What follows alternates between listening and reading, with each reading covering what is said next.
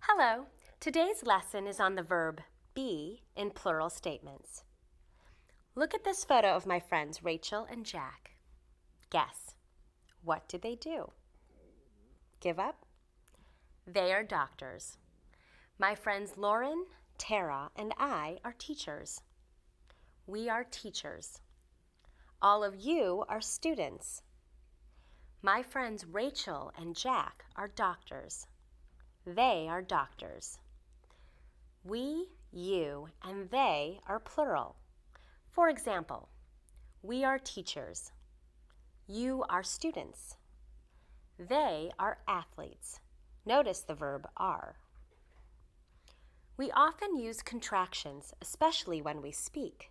For example, we are teachers. We're teachers. You are students. You're students. They are doctors. They're doctors. These are affirmative statements or true statements. We use negative statements to say something is not true. For negative statements, use not. For example, we are not students. You are not teachers. They are not musicians. We often use negative contractions, especially when we speak. There are two ways to make negative contractions with we, you, and they. For example, we're not students. We aren't students.